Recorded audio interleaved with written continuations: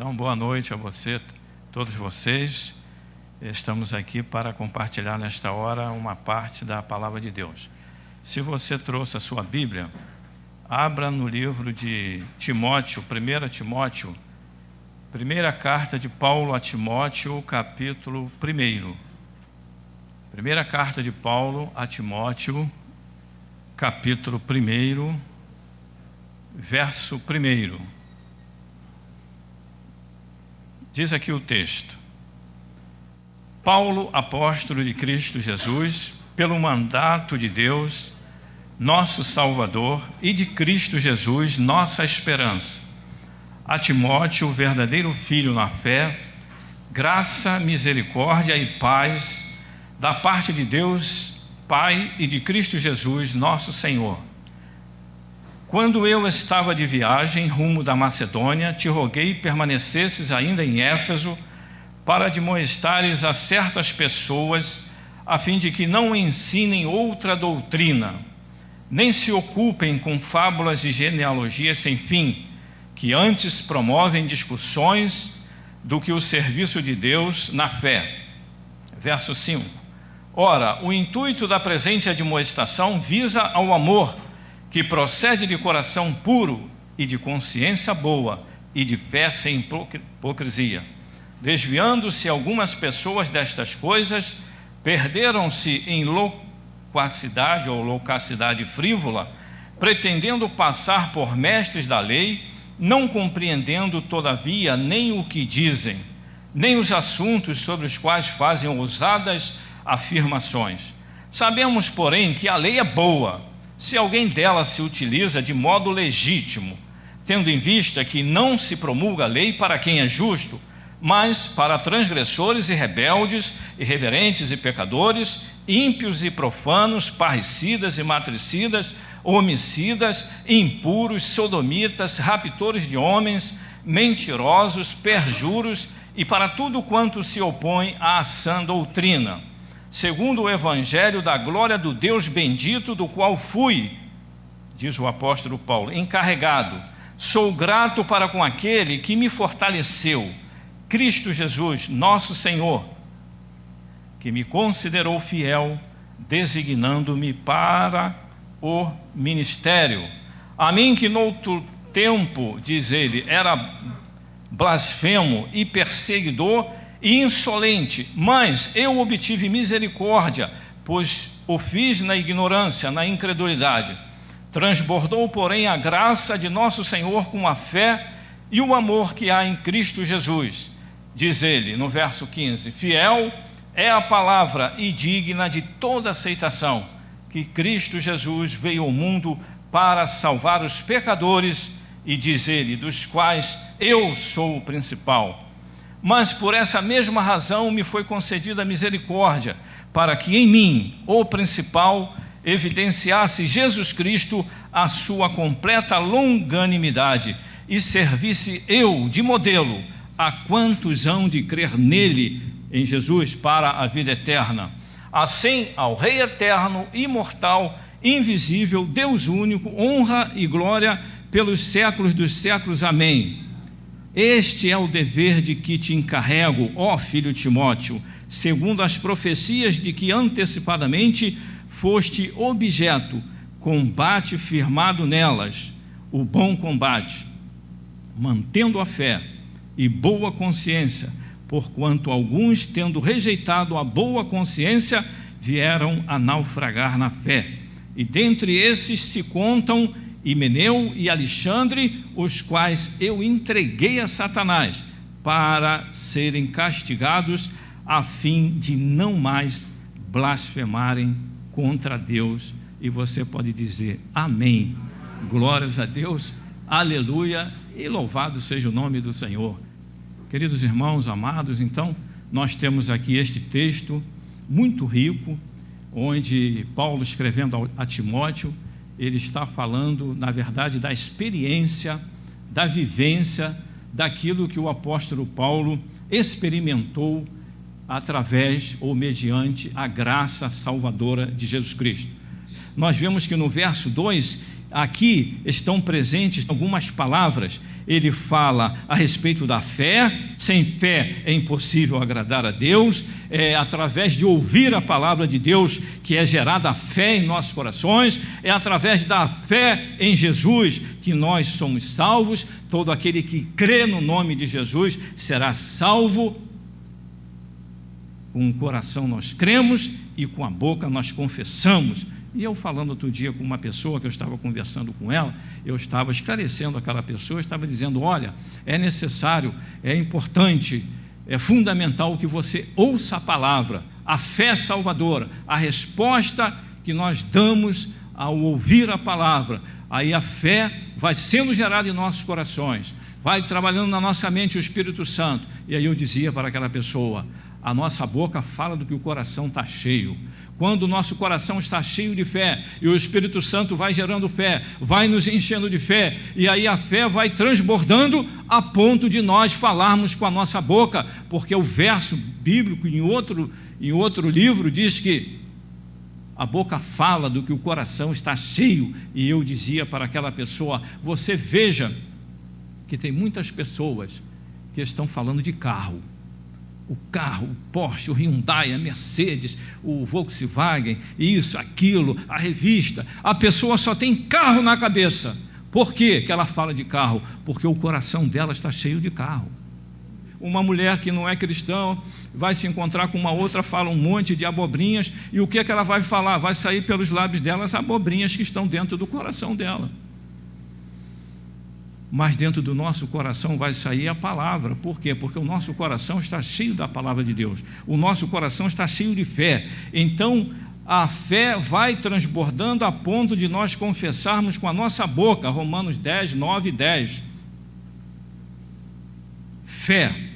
No próprio versículo 2, ele fala de graça, ele fala de misericórdia, porque a graça de Deus se manifestou salvadora a todos os homens, e nós somos salvos mediante a graça, mediante a fé, por causa da graça de Deus, Efésios capítulo 2. Então a graça de Deus, ela é um elemento fundamental no processo de salvação, e aliás, sem a graça de Deus, nenhum de nós seria salvo, nenhum de nós será salvo. Sem a misericórdia de Deus, nenhum de nós seria alcançado. Sem a piedade de Deus, sem o amor de Deus, nós não seríamos alcançados. Sem o amor de Deus, sem a misericórdia de Deus, sem a graça de Deus. Vejam que do verso 1 ao verso 2, quantos elementos essenciais ao processo de salvação estão presentes neste pequeno texto, escondido lá no final da Bíblia, na carta de Paulo a Timóteo, onde no próprio verso 2, falando de graça, falando de misericórdia, e Paulo repete ainda nos versos 13 e 16 a palavra misericórdia. Jesus é aquele que é a paz entre nós e Deus, é aquele que estabelece a paz, o vínculo, é aquele que traz a reconciliação entre nós, separados de Deus, distantes de Deus por causa dos nossos erros, nossos pecados, e então Jesus estabelece a paz. Vejam que Paulo tratou dessas coisas todas, até do processo de adoção. Agora nós somos levados à presença do Pai. Agora nós, como forasteiros que éramos, distantes de Deus, perdidos no pecado, nas trevas, fora da luz da presença de Deus, agora somos trazidos a Deus, e Deus nos recebe agora então como filhos. Somos adotados por Deus agora como filhos, ao processo de adoção. E agora no verso 2 ainda ele fala, Pai e de Cristo Jesus, nosso Senhor. Agora ele está falando de Jesus como Senhor. Jesus é Salvador, sim, amém, diga-se amém. Jesus é Salvador, mas Jesus também é Senhor. Jesus é Salvador, mas Jesus é Senhor. Jesus é aquele que exerce autoridade sobre nós, exerce governo e domínio sobre a sua vida e sobre a minha vida. E se não exerce ainda, é bom que você deixe ele exercer, porque o processo não pode ser 50%, ele tem que ser Salvador, e Ele precisa ser Senhor da minha vida. Eu preciso me submeter a Ele, eu preciso me submeter à sua vontade, à sua autoridade, ao seu poder. Eu preciso me tornar um discípulo dEle, um aprendiz dEle, um seguidor dEle. Como está a minha vida? A minha vida está submetida a Deus? De acordo com a vontade de Deus? Eu estou me submetendo ao governo, ao senhorio de Deus na minha vida?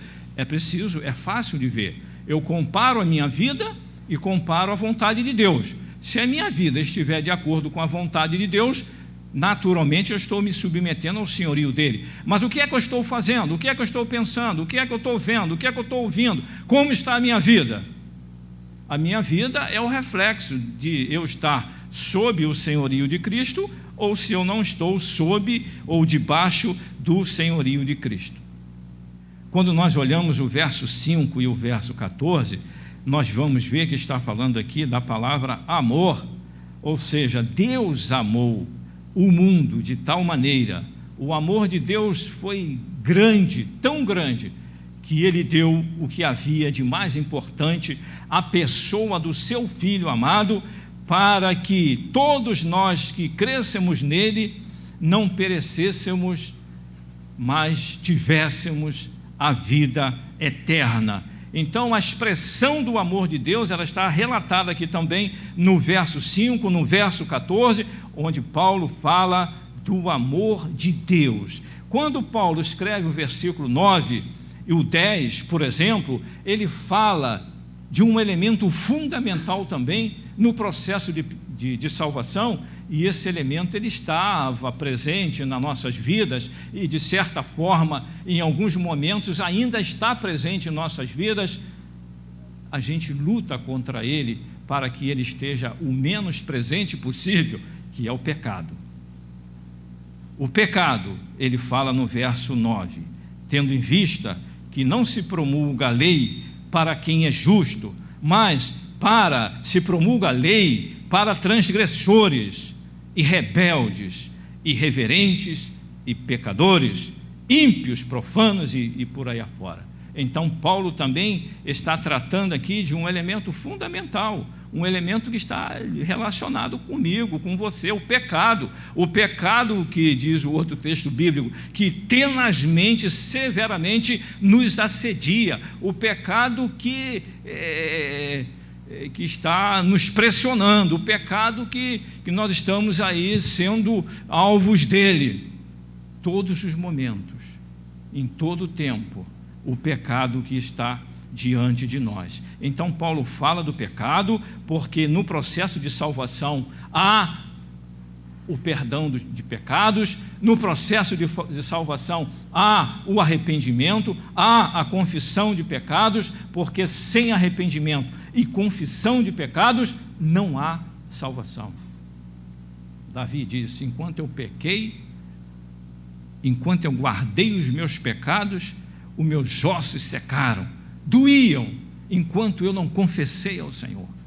E aquele que confessa o seu erro, o seu pecado e deixa, aquele que confessa sinceramente, abre do seu coração, rasga o seu peito, e não rasgar a roupa, nem tirar o sapato fisicamente, mas rasgar a alma, rasgar o coração, colocar diante de Deus: Senhor, a minha vida está aqui, o meu erro é esse, ou são esses, eu estou lutando contra esse erro, não consigo me livrar, me ajuda, Senhor. Aquele que busca de Deus, aquele que está disposto a largar o pecado, a sair do pecado, se desvencilhar do pecado e que deixa o pecado, ele alcança de Deus a misericórdia. Ele alcança de Deus a misericórdia, porque ele não está sendo hipócrita, ele não está escondendo debaixo do tapete o seu erro, o seu pecado, as suas transgressões. Ele está colocando diante de Deus e dizendo: Senhor, estão aqui, eu sou assim, mas eu não quero ser. Isso nós passamos por isso, eu também, nós todos. Nós falamos com Deus: Senhor, não quero ser assim. Aí amanhã a gente vai e acaba fazendo a mesma coisa. Senhor, mas eu não queria fazer isso, me ajuda. Aí a gente vai e acontece e faz a mesma coisa. Senhor, me ajuda, o meu pecado está me assediando, o pecado está difícil de eu largá-lo, mas é necessário a gente largar. O pastor também pregando aqui de manhã falou a respeito daquele encontro de Jesus com aquela pessoa, né, a mulher samaritana, não foi? E disse: olha, vai e não peques mais. Vai, eu não te condeno. Eles não te condenaram, teus acusadores, eu também não te condeno, mas vai, mas não peques mais. Saia do pecado, largue o pecado, abandone o pecado e se volte para Deus.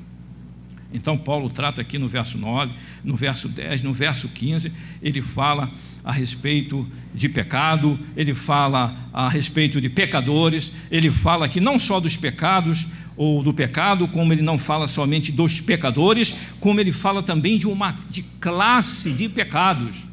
Ele elenca aqui, ele lista aqui, ele relaciona aqui vários pecados que estão aí diante de cada um de nós no nosso dia a dia, e nós estamos lutando contra esses pecados que Paulo está falando aqui. No verso 11, Paulo está falando do Evangelho, segundo o Evangelho. Olha só, agora Paulo está falando da palavra. Nós falamos, ele foi chamado, foi enviado da parte de Deus, recebeu um mandato. Alguém que ouve, alguém que prega, mas para alguém ouvir o que se prega, tem que se pregar alguma coisa, e essa coisa que se prega é o Evangelho, é a palavra de Deus, ou ele chamando em alguns lugares, aqui mesmo ele chama de sã doutrina, ou a doutrina sadia, a doutrina que é boa, porque há doutrinas, há ensinamentos que não são bons, que vão nos levar a outros caminhos que não ao caminho de Deus, não à presença de Deus. Então no verso 11, Paulo fala a respeito do Evangelho. Paulo no verso 12, ele fala a respeito daquilo que nós já falamos, e nós vamos seguir adiante, onde ele usa a palavra: eu sou grato para com aquele que me fortaleceu, Cristo Jesus nosso Senhor, que me considerou fiel, designando-me para o ministério. E aí, também, você e eu, e nós todos, nos identificamos também com o nosso querido e amado apóstolo Paulo. Por quê? Porque uma vez que eu passei por esse processo todo, que nós estamos conversando a respeito dele nesta noite, uma vez que o apóstolo Paulo também experimentou isso, e agora? E então? O que vamos fazer agora? Agora nós vamos exercer o nosso ministério. É preciso que você exerça o seu ministério. Deus chamou a cada um de nós, a você e a mim, para exercermos o nosso ministério. Qual é o seu ministério? É a pergunta que se faz. E aí a pergunta que se segue a essa de qual é o nosso ministério é: pastor, mas o que é ministério? Ah, essa é boa. O senhor está falando que a gente precisa exercer o nosso ministério. Mas pastor, afinal de contas, o que é ministério? Ministério. O que é o ministério? Ministério é serviço. Viu como é simples? Então você aqui, nós no âmbito da igreja, fomos chamados. Ah, pastor, eu não fui chamado para nada não. Quem disse isso? Você foi chamado para alguma coisa. Vocês, minhas jovens, foram chamadas para alguma coisa, tá bem? Os jovens também foram chamados, os adultos, com todo carinho, eu vou usar a palavra velho, mas velho no bom sentido. Não velho, aquele velho que a gente fala, o velho não. Eu nem uso a palavra velho, eu uso idoso, mas usei aqui só para clarificar.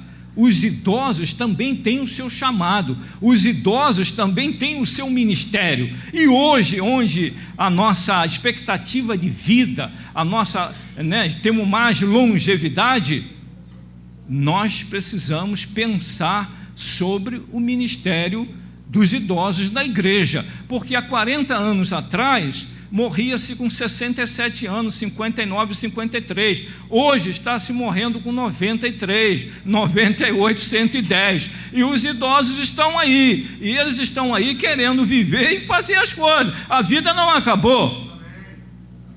Ninguém está morto. Todo mundo quer exercer o seu ministério. Ou cantando, ou dando aula, ou cuidando de alguma coisa, ou pregando, ou fazendo alguma coisa na obra do Senhor.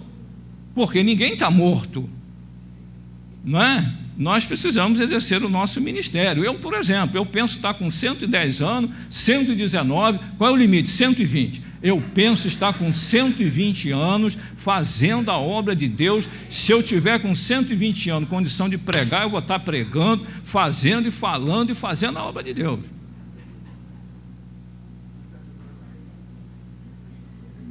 Amém? Amém. Não é? Nós somos jovens. Hoje aí as pessoas estão com 87 anos, 90 aí caminhando, fazendo, trabalhando, e há essa cultura, uma cultura ocidental de rotular o velho. Vai lá no Oriente para ver se a cultura é essa. Vai lá no Oriente e ver se a cultura é essa. As pessoas têm a cabeça diferente. Nós temos a cabeça de tupiniquim, infelizmente. Palavra, verso 15. Palavra de Deus. A palavra de Deus, ela é importante no processo de salvação. Já falamos isso, está muito claro para nós. Verso 15. No verso 15, ele diz assim: fiel é a palavra e digna de toda aceitação, que Cristo Jesus veio ao mundo para salvar os pecadores. E aí, ele diz aqui, dos quais eu sou o principal. E aí novamente ele fala em Jesus como sendo Salvador, Jesus, a pessoa do Salvador. No verso 16 ele introduz uma outra palavra, ele repete a palavra misericórdia, e ele introduz uma outra palavra também, que está presente no processo de salvação, a longanimidade de Deus. Evidenciasse Jesus Cristo a sua completa longanimidade. E Deus é longânimo, diga assim, Deus é longânimo, Deus é longânimo. E se Ele não fosse? E se Deus não fosse longânimo? Se Deus não tivesse paciência extremada, uma paciência sem limite, no primeiro erro meu, Deus já desistiria. Ou no primeiro erro seu, Deus já desistiria. Mas não, Deus é bom e Deus é longânimo. E no verso 16, ainda ele introduz uma palavra também que eu vou considerar agora rapidamente. Ele diz a respeito de modelo. Ele diz que ele serviu de modelo, ele serviu como referência, ele serviu como uma indicação, um indicativo, uma sinalização de Deus, da parte de Deus, do que Deus é possível, do que Deus pode fazer, com tantos quantos estão, ou estavam, ou que Deus pôde no passado fazer, ou que pode fazer presente, na vida do mais vil pecador, e transformar o pecador, um homem vil, num homem de Deus, como ele se tornou. Então ele disse: Deus me tomou como modelo, para que eu servisse de modelo a quantos hão de crer nele, em Jesus, para a vida eterna. E aí ele introduz uma outra palavra ou uma expressão que também está ligada ou relacionada ou envolvida com a salvação: vida eterna. Eu quero vida eterna. Então quem é salvo tem a vida eterna.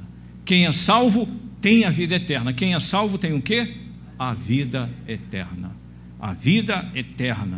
A vida eterna. E aí no verso 17, porque Paulo estava falando a respeito da sua experiência, o seu coração estava cheio de júbilo, de alegria, e aí Paulo então começa a exaltar a Deus, a glorificar o nome do Senhor, dizendo ao Rei eterno, imortal, invisível, Deus único, honra e glória pelos séculos dos séculos. Amém. Porque Paulo experimentou todas essas coisas. Paulo experimentou a glória de Deus. Paulo viu as mãos de Deus. Paulo experimentou a salvação que veio da parte de Deus. Paulo experimentou e vivenciou a graça de Deus, onde até o próprio Jesus disse: Paulo, a minha graça te basta. Paulo experimentou a comunhão com Deus. Paulo experimentou ter uma vida com Deus. Paulo foi alcançado pela mensagem de Deus. Paulo foi alcançado por mais do que a mensagem. Paulo foi alcançado pelo próprio Deus. E eu e você fomos alcançados também por Deus. E por isso o nosso coração está cheio de júbilo também, assim como o de Paulo estava. Ou seja, este texto que nós lemos, ele expressa uma mensagem do poder regenerador e transformador de Deus. O que nós acabamos de ler expressa um testemunho real e verdadeiro de transformação de vida e de anúncio do Evangelho, porque o que muda e transforma e salva e liberta e cura e traz uma viva esperança é o Evangelho de Jesus Cristo. Amém. Eu convido você a estar de pé nessa hora. Louvado seja o nome do Senhor. Se você que entrou aqui nessa noite e não sabia muito bem a respeito dessas coisas, você que entrou aqui nesta noite e esta mensagem caiu no seu coração e esclareceu a você de alguma coisa, e você diz assim: eu preciso de Jesus, eu também preciso ser salvo por este Evangelho, eu também preciso ser alcançado pela graça de Deus, eu também preciso ser alcançado por esta misericórdia que alcançou Paulo. Se você está aqui nesta condição nesta noite, você levante a sua mão, que nós vamos estar orando por você, porque eu já reconheci que sou um pecador. Eu já passei por esse processo, e muitos aqui, a maioria já passou por este processo. A maioria já reconheceu que é pecador. A maioria já reconheceu, já confessou com seus lábios e já experimentou a graça e a misericórdia de Deus. Então, se você não experimentou ainda, experimente nesta noite, porque Cristo quer te salvar. Amém. Senhor Pai, louvado seja o teu nome, bendito seja o teu nome, glorificado seja o teu santo nome.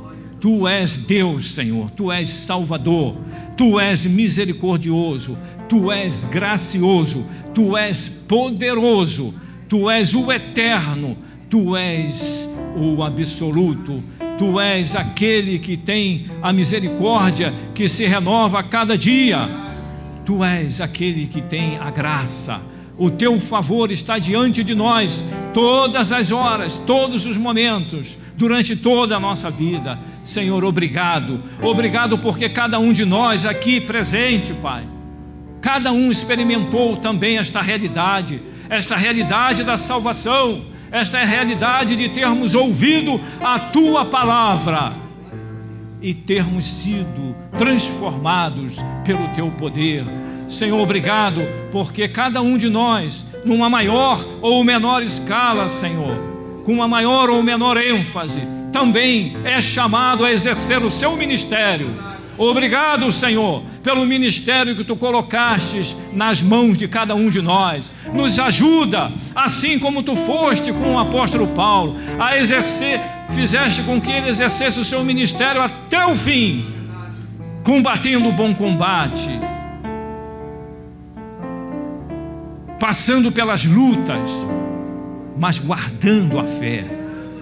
Nos ajuda a guardar a nossa fé, a não abrir mão da nossa fé, a honrar o nome do Senhor, a vivermos na Tua presença até o último dia, Senhor.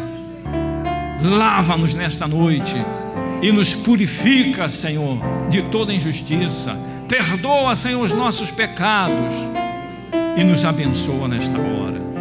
Dá-nos, Senhor, uma semana de bênçãos, uma semana de vitória, uma semana na Tua presença, para a glória do Teu santo nome. E a igreja diga amém.